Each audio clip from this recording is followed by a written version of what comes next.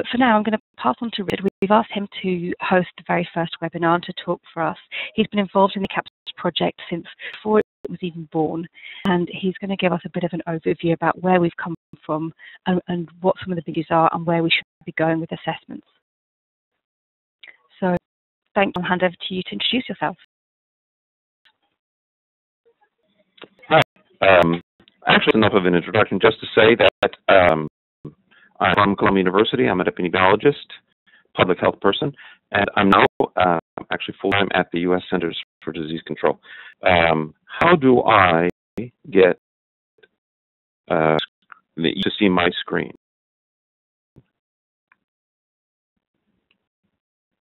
Louis? You're going to use the share function at the top, which you can just use. If you click share, you should be able to share on the left band. I'm not seeing it. I'm only practiced. Yeah. Yeah, if you could please turn off the camera. It's nice seeing you, but it does take some of the bandwidth for submitting. Right, camera's off. But I'm there. Okay. Everything to run through stuff fast. There's the presentation, which you can pick up more later in the future. The point now is to be introduce the topic. And what I would really appreciate is, as we're running through, the thoughts that come to your mind, write them down in the line, because even if we're not doing it today, we will be using them. I want to summarize where we're at, and also be somewhat controversial to get discussing here with propositions which sound simple but actually aren't. So here, one definition of what a common needs assessment is. Run through it. You can read it alone at a time. What I want to say is that you can't do all this, and many components of this definition, if you're making it or time bound, you're doing less analysis. You're making it multi-sectoral, you're making it not as timely. So the very definition of what we think a common needs assessment is full of trade-offs and choices that we haven't faced well yet. Historically speaking, we have a number of starts. We got a very nice framework. Some of the best thinkers in the field together. In 2005, it still makes a very nice document. It wasn't functional. It didn't generate effective assessments. I was involved with a bunch of people from this clusters in the initial rapid assessment process. We thought created a questionnaire which was generic and useful for people everywhere. It's tried about 8 times and never actually worked well. We didn't get very far in terms of our goals overall, I think, as a humanitarian community in needs assessments over the last 2 years, particularly with OCHA and ACAPS. We suddenly, as you see in this timeline, this is how I'm thinking, we have a lot of stuff happening in the last 2 years. I've mentioned some of the countries which have developed their own narrow tools for repeated assessments over disasters that they've had. They have evolved their own mechanisms that seem to work pretty well, and they're getting faster and faster. The disaster needs analyses, CAPS, and the secondary data reviews of OCHA, humanitarian dashboards, and the global emergency overviews. Most of you are familiar with these tools. I think these have become functional tools. I see people using them. Only in the last year, really, that we've got them.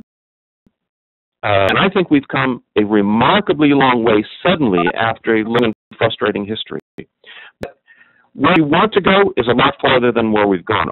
I should say I have a sense that we can do, if we're really doing a good job in a few years, is going to put us to shame today.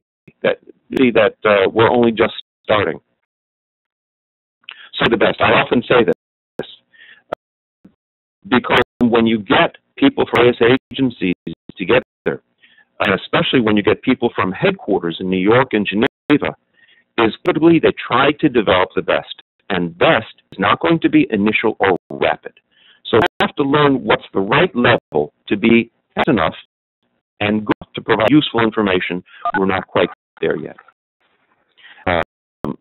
You saw in the slide that and better information, more time, and more you spend across these methods, from quick to more sophisticated. So where's the happy medium? There has to be a point at which we get good enough information and fast enough, or wouldn't be in this enterprise at all. In fact, I think we are starting to get there. These are full of buffs. We want to get needs assessments done quickly. We want to get them into the funding cycles of the UN and NGOs. Guidance out of ISC today is that a needs assessment should be started when phase 2 begins. That is 2 weeks after disaster occurs. I think that's rubbish. I think it's useless. First of all, because conditions are changing so fast that what we learn in week 2 is going to be so different than what we'll know in week 3. But also, as you can see from this slide, it's actually, when we wanted to have them in less than 30 days, it's taken us 40 or 50 days, even when we've put all of our best efforts into it. And I say all ours, I'm talking, I think, other people as much as me, observer or participant in some of these activities, but many people have as well. The most recent experience that I have, again, indirectly, because other people who are doing this field, is the assessment that was done in Syria last month, and that's the fastest that I've known ever to get good information. That took a total of 35 days from start to finish. I don't know that we can really do it faster than that, so I don't think we should be trying as fast as currently we believe we ought to. Supposition. It's better to be approximately right than precisely wrong. That's because we're used to, in scientific, reproducible information, or information that's generalizable from a sample to a larger group, is a household sample. And a household sample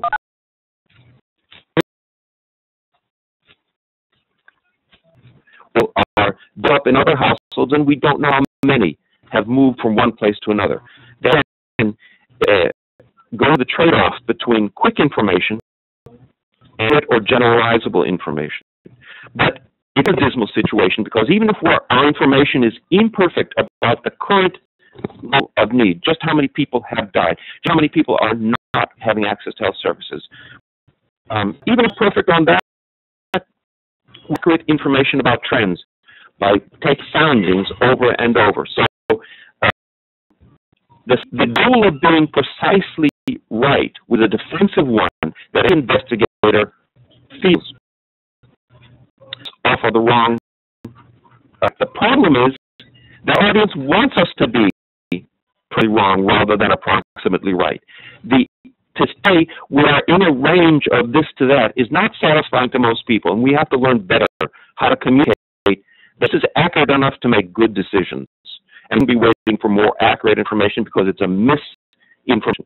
I'm going to show you a couple here, which I think were pretty good, and done not with representative population samples, but convenience samples. So in Pakistan, you see that people, it's changed before floods to how dramatically they change.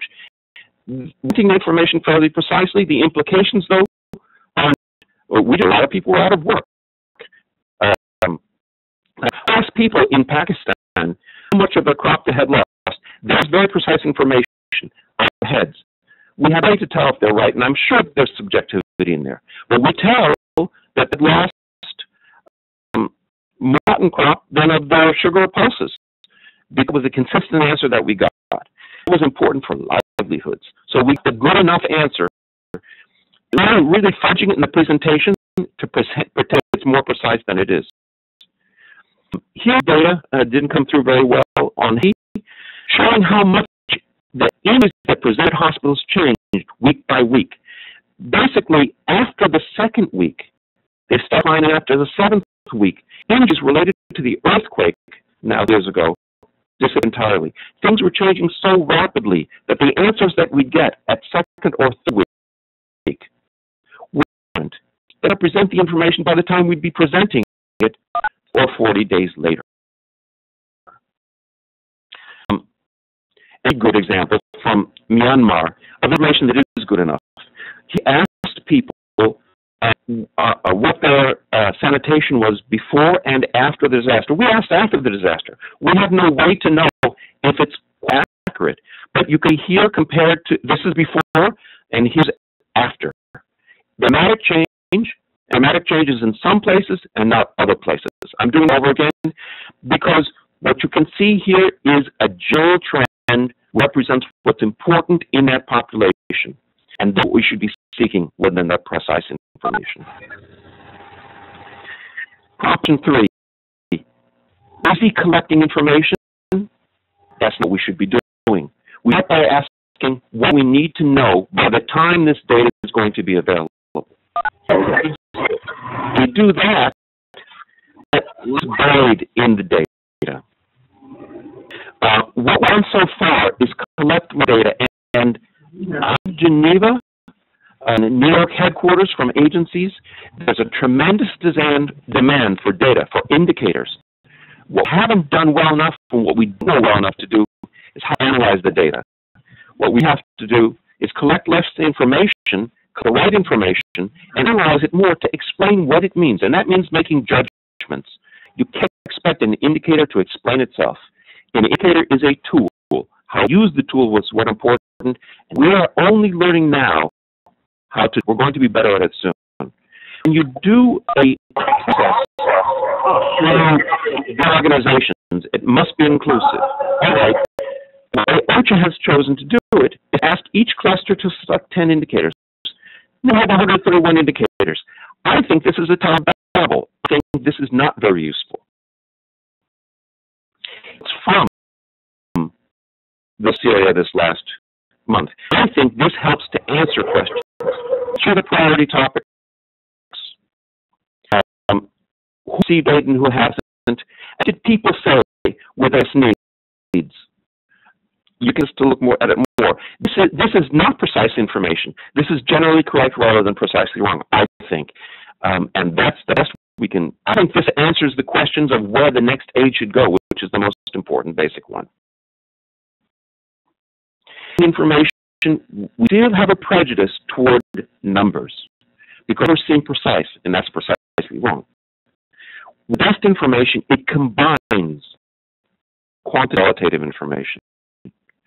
I'll give you an example. We have data on population in communities in Syria from census that was 3 or 4 years ago. It hasn't changed much up to ago. No past in their communities did many people come in or leave their communities. There's subjective information that's added on to this precise objective information from several years ago. Combining the two gives a good sense of where population is coming from and going to.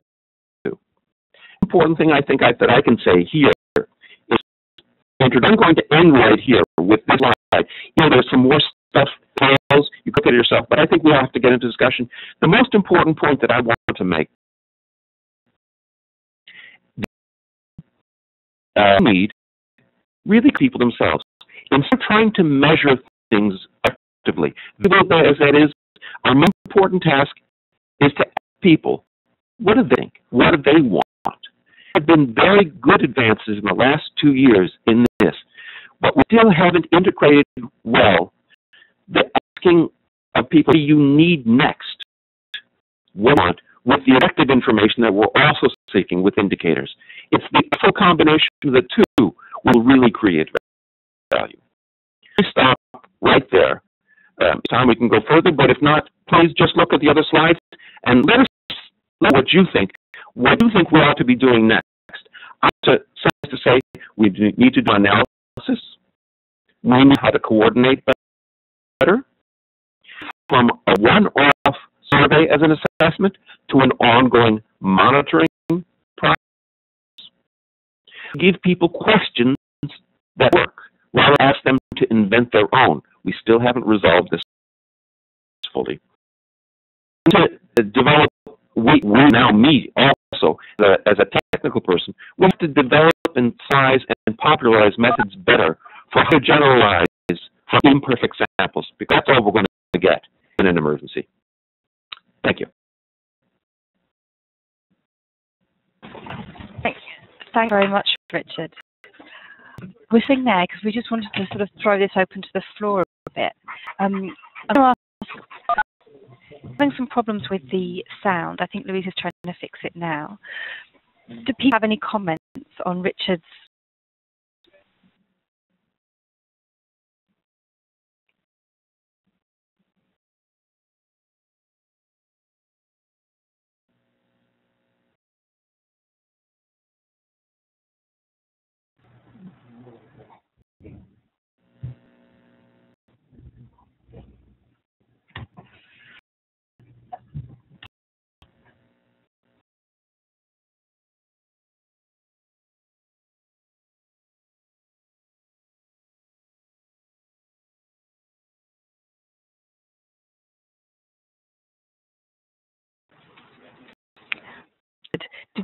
Did you have any comments about? I think people are having a think if they've got any comments or questions. Do you want? Well, I'm going to ask people. If you've been out, you've been doing things, you've been thinking yourselves, what's working, what's not working, what's still missing, what would help you in the future. People have got questions about that. If you want to either raise your hand or send as a chat message to everyone, then we'll pick up on that. Richard, what do you think is going well at the moment? What do you think we are doing better? I've done a superb job summarizing pre-crisis information, and I think we're job of comparing that to initial post-assessment information. Number one, I think we're a much better job at using key informants and our own observations in the field can be communicated and summarized and compared. I think started to do analysis, and that's a big jump because we hadn't been doing it before. We used to just throw out the numbers from a survey and say, you figure it out yourself. Now I'll say, what I think we most need to do in the next year, or I should say, I'll put it, we think that the people who are specialized in this ought to be giving people who are doing assessment. I think there's three things that we most need to do, and I really would like feedback if people do agree or not. First, I think we ought to summarize the questions that can be usefully answered. Week 2, at week 4, at week 5, at week 6. So people better as to what questions and observations to make. I think we need to size the methods, statistics, for in imperfect samples better, as I was saying before, and making better, more intentional per samples. We used to just call samples random when they weren't, and now we're getting better descriptions of who actually got into the survey and who didn't. And thirdly, I think what we need to do, go around and find which questions really didn't work and make questions that are available to people to pick choose. I don't think it's good enough to say your country figure out what questions to ask. I think we need to give people the way of a bank of questions so they can pick and choose rather than having to invent their own after this has occurred.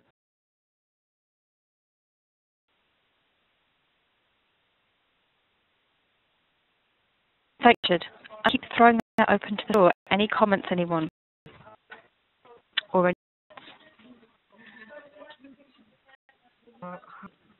hi. I want to give a comment. Please. I just wanted to say that in addition to getting information objectively from people, maybe we should also using the services that we are providing and triangulate the data that we I'm a health specialist, and we see that of the people that they are giving is not correspond to the number of the data services that they are providing. But there are somebody say that we are covering 20,000 people, then we multiply by 2 divided by 52 weeks, not the services that are provided.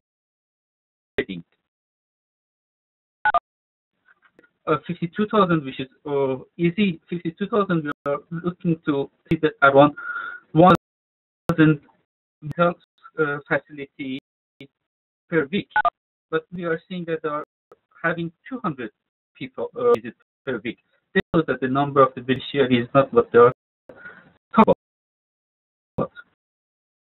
The thing is that when we're using the NGOs, the numbers is really translate to the amount of resources they will get. So how we can make sure that the information that we are receiving is correspond to the reality on the ground.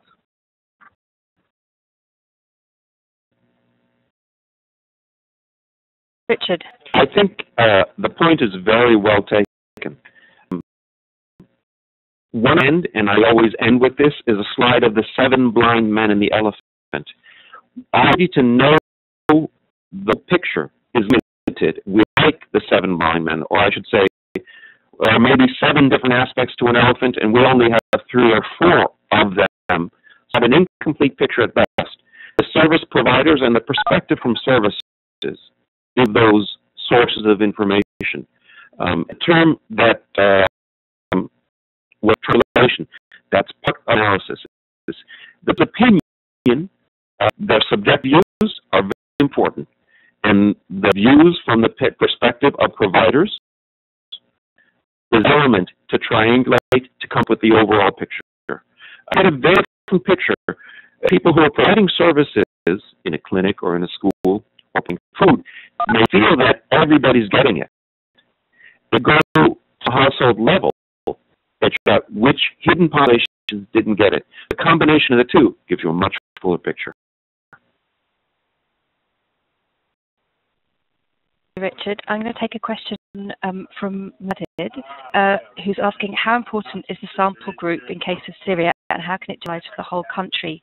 Is that correct? Is that the question you wanted to ask?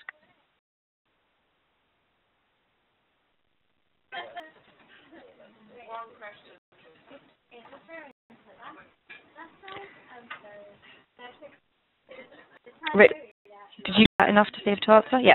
I did get enough. I'd later, for those who have access to the slide set, I find it very interesting what was done in Syria. There's areas that we don't, that are not accessible. So reach the whole population. Is start by reaching those groups that you can do and plan for ongoing monitoring. This was a first effort in Syria. It's a protracted crisis. I think of the 50 sub-districts in the northern half of the country, I'd be wrong on those numbers, but it's about how many were accessible. I think every month or 2 should go back with key questions, and little by little we'll be reaching more and more communities. So we cannot generalize to the communities that weren't reached. Well, we trends the communities that were involved now and we will have in the future, and the ones that come online and get into the base as time goes forward. That means not taking 131 indicators, maybe 6 indicators to what's going on. But among the 30, even if it's roughly half of the districts in the northern half of the country, we can compare those where there has been a lot of fighting, where there's been little fighting. One ethnic group dominates another ethnic group, that are predominantly agricultural or not, and can understand the major dynamics or predictors of humanitarian need and the response to it from that limited sample. Generalization is not going to be a simple numerical question. It requires a verbal interpretation and logical explanation. But it's a big and a sparse enough sample that we get some important implications on the ground, even many areas are still not accessible.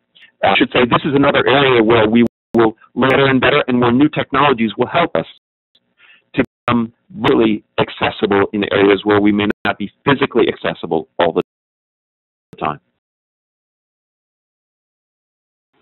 Richard, I'm just sharing a comment that also just came through there with everyone. Engagement with both parties. All right, we're nearing the end of the half hour, which is the time that we originally set for this. I'm going to sort of suggest that if people are interested to stay on and carry on the discussions, they do. If not, you're welcome to leave the webinar. Just go to the top left of your screen. You click on File tab, and you can see the option at the bottom there to leave the meeting. A few more questions that I'm going to take. Now we have a question that's coming from Astrid and the team in NORCAP. Thank you. Thank you.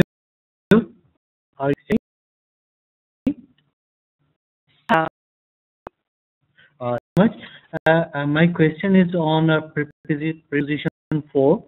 It is mentioned that ask people what you want. I am not agree on this. I have experienced in 2010 flood in Pakistan that when you ask the people, it was the experience of the people who were conducting the assessment over there. Everyone was asking only for food. The situation was very miserable in terms of wash, and diarrheal diseases were common in those days. But spite of that, the people were only asking for the food, and they were got, I mean, 3 times the food. Then again, they were asking for the food. I think I don't know how it fit for that to ask the people do you want. Explain this. Point. And I'll say very good point, like some presenters who just like to say very good point to everything. Triangulation in what you just said. There's a gap between what you see as the needs and what is surrounding as their needs. That's all information. You want to do a WASH program, but people want food.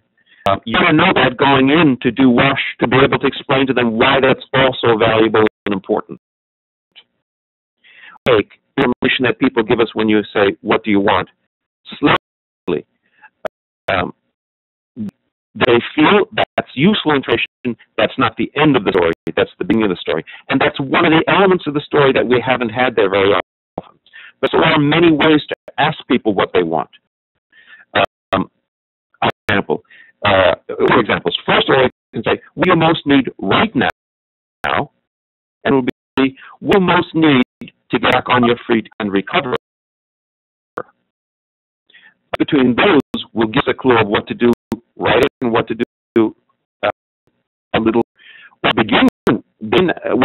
Actually, the flood in 2000 in Pakistan, people were, what were people saying was, yes, we need food, but actually we need shovels more than food because we have enough food until we get back and have the implements to do our own production. That, to me, early recovery was very important in that situation, which isn't always the case. But I would ask the question is, what do you more?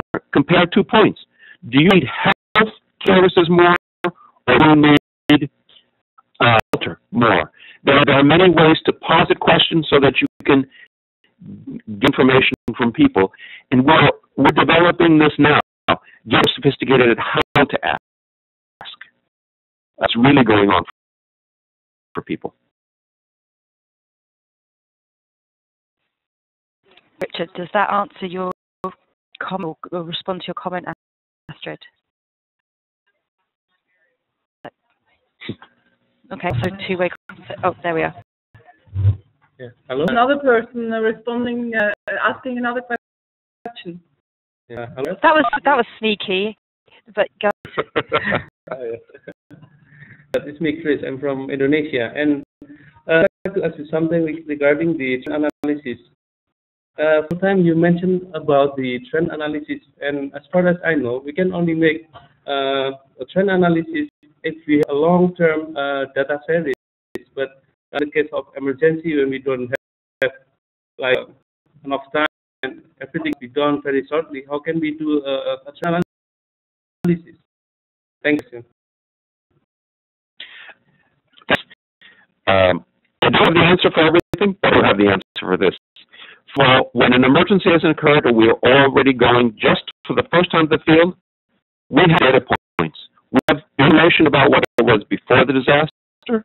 Watch a little and go online or look into disaster planning databases. On every country in the world today, you will find key basic information. If not another place, you get it from a demographic health survey.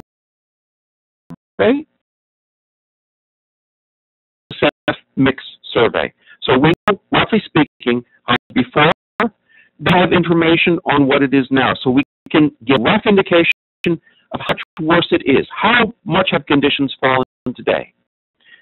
Trends, past and present, give something of a trend. And I'm trend also because I want us to think not about going once to the field and do assessment right after disaster, but going back a month later. How is it evolving? And then a month later, the lighter and smaller it is, the less costs, the more we can track over time, and the more we can get 3, 4, 5, 6 data points. So we can say, share has improved, but not recovered as much. If we have 3 or 4 points in time. But even just 2 points is enough to nothing important. And what we're really talking about here is a text analysis, which requires judgment, the analysis, rather than just with last thing I'll say in all this webinar, our key questions, methodological questions, but fundamentally, let's never forget what we're really talking about is the drama of people's lives. A drama that's more interesting and important than anything Hollywood can produce, even Steven Spielberg. The drama has been lost. The chance to recover and not lose more. And we have when doing assessments. And it's a beautiful field. Even though we have a long way to go, I think we're one of the most privileged people in the world to have a chance to make something for people. Thank you, Richard. I've got one comment here from Sandra, and then I see that Frances has her hand up, and I think we'll close after that. So a comment came through from Sandra saying that she fully agrees, but she thinks the question, what good enough, and talks about having some guidance on how to get there is definitely needed. Some organisations are reluctant to share, feeling that they might be called up for doing it scientifically enough and then ending up duplicating efforts. So any comments there, Richard, about the concept of good enough? And Sandra, if that doesn't represent your question, please let me know.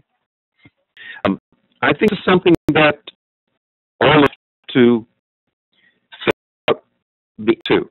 I can theoretically way good enough is to know confidence what is needed in order to direct when the extra money is coming in, where should it go? If better that was known before, then we can do something with it. It is going to be different places, and I think it's going to take a process of all of us to figure that out.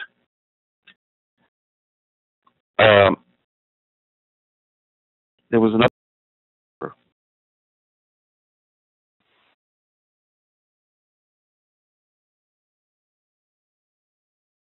About organizations being reluctant to sharing. That's right. I think this is going to be the ultimate challenge because I coordination that well. And why should we do coordination well? Organization needs money. And if it goes to another group, it doesn't go to my group. So there's going to be competition, and there's going to be politics involved in this. So the most positive answer I can give on this is that again, we need to evolve norms so that people know what to expect. That meeting those norms, they don't look as good compared to their counterparts. We've done this in terms of things that we do in responding to disasters. We're going to have more practice to find the level and norms for that assessment. Sandy's made a great comment there. I don't know if unmute yourself there, Sandy, if you wanted to make that comment. Okay, there you go. Yeah, you're there. Hello, everybody. I just wanted to say, in terms of some of these issues, in terms of the speed, but also in terms of the trust building and the competition, because information certainly is power, as Rich said, and I think part of Frances' question. One of the things I work a lot on is assessment preparedness at the country level. And this means that hopefully stakeholders can get to the stage where they can carry out multi-sector, multi-stakeholder assessments for profile disaster events that may not make the media, but that still require evidence-based decision making. It means that approaches can evolve that are lighter and more agile, that don't suck resources as maybe a big large-scale assessment like we did in the past into the large-scale disasters would. But it's a very long process. But I think what we are finding is that stakeholders will engage, but at the country level are keen for them to engage, and that makes a difference, of course. I think that discussing all of these things in preparedness, rather than straight after a disaster, if you are a disaster-prone country, I live in Bangladesh, is one of the keys. And of course, that's not always possible for all situations. That's all. Thank you. Thanks, Andy. And I'm thinking maybe a future webinar will focus a little bit on that and some of the experiences of how preparedness work can actually impact on the effectiveness of coordination later. So let's keep that in mind. Francis, you are next. Let me give you the floor. Can you?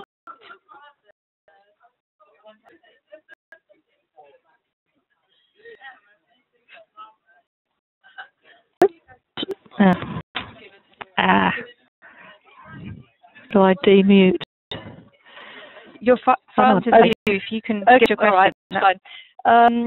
I wanted to pick up on Richard's point about the fact that there's existing information on almost everything when you're starting out as your starting point. And I think there are, I mean, I obviously on almost everything there's information, but there are a few key areas in which very, very consistently there's no information, and one of those is sex and age disaggregated data.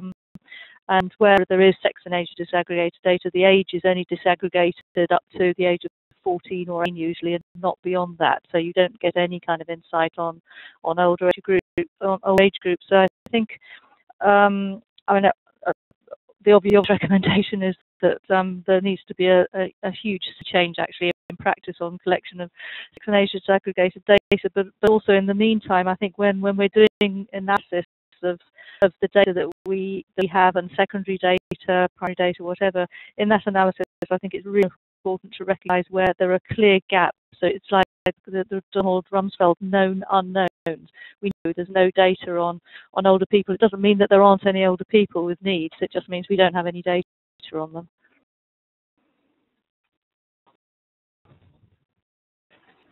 Thank you, Francis. Comments on that? I have one last comment then, and then we'll close this one for now. Greg, you had a comment. Or go. Down but on. Yeah, just UNHCR on some assessment methodologies, etc.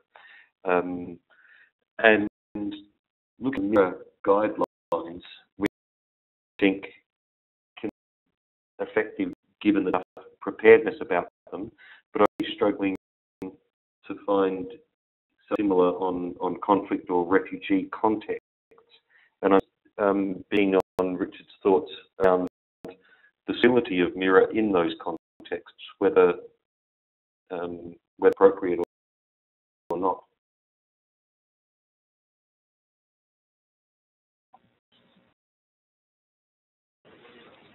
Rich? Well, I personally, I like the guidance. I think too smart people have got too much.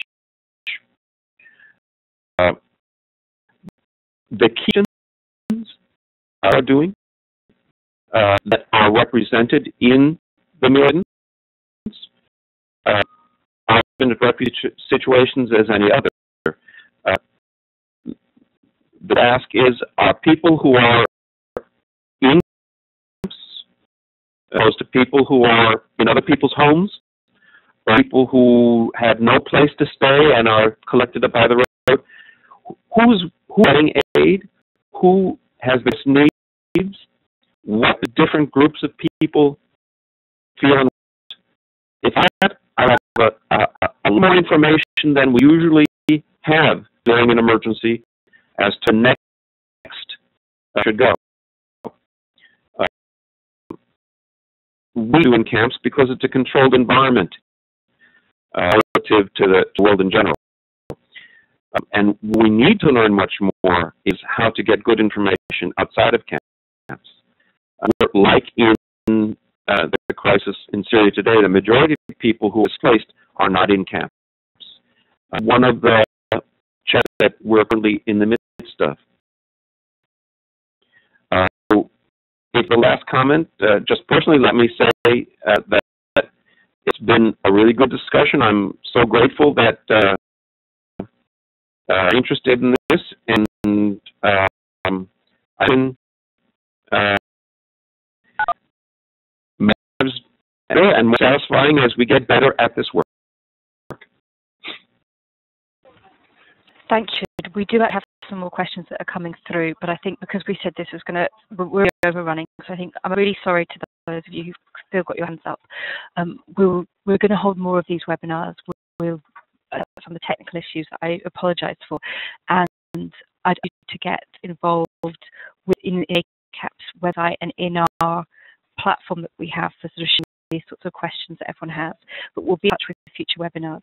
The webinar has been recorded and it will be available on our site. We'll put down details on how you can access that. I'd be to hear any other ideas that you've got for future webinars. We're already starting to think about things around preparedness and other people's experiences. So please do let me know any other options, any other, if you to present or anything like that would be fantastic. But I'd like to really thank Richard for starting us off with this discussion. He told me this morning that this was the longest he'd spent on putting together a presentation, and he really trying to pick out the key things that he wanted to share.